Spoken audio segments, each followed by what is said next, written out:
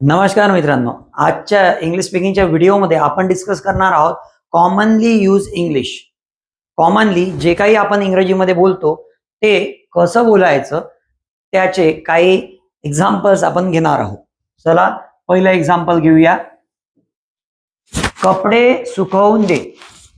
तर आपल्याला म्हणायचं आहे कपडे सुकायला टाक, कपडे सुकवून दे. तर कसं म्हणायचं?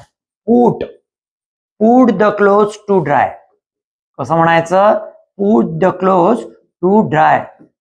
कपडे सुकायला टाक, कपडे सुकवून दे. नेक्स्ट दुसरा आहे, आपण म्हणतो आलू छिलून दे. आपल्याला सेकंड पर्सनला जो व्यक्ती आपल्या समोर आहे त्याला म्हणायचं आहे आलू छिलून दे. कसं म्हणायचं?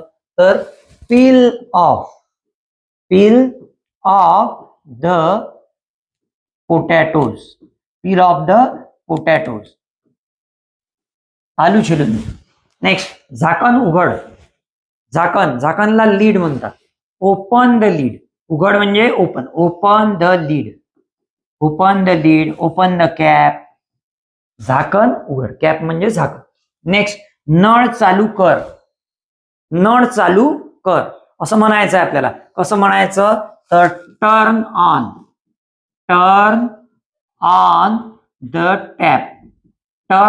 The tap. नळ चालू कर.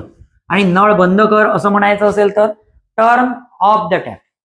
नळ बंद कर असं म्हणायचं असेल तर टर्न ऑफ द टॅप. नळ बंद कर. नेक्स्ट दिमागाने काम कर. ठीक आहे, दिमागाचा वापर कर, दिमागाने काम कर. ठीक आहे, तर आपण कसं म्हणू शकतो? Use your brain. काय म्हणू शकतो? यूज युअर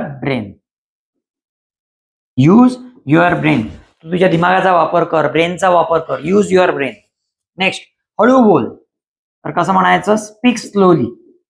हळू बोल. Speak slowly. हळू बोल. स्पीक म्हणजे बोल, स्लोली म्हणजे हळू. नेक्स्ट पटकन बोल.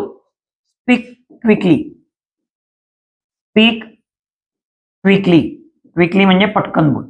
पटकन जे काही तुला बोलायचं ते पटकन बोल. Speak quickly. अशा प्रकारे. नेक्स्ट जेवणाचं ताट वाढ.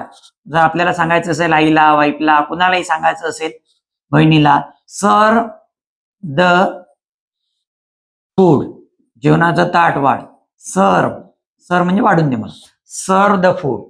1 कप चहा बनव. मेक. आपण 1 कप चहा बनवण्यासाठी असं म्हणू शकतो make a cup of T. काय म्हणू शकतो? Make a cup of T. 1 cup चहा बनव.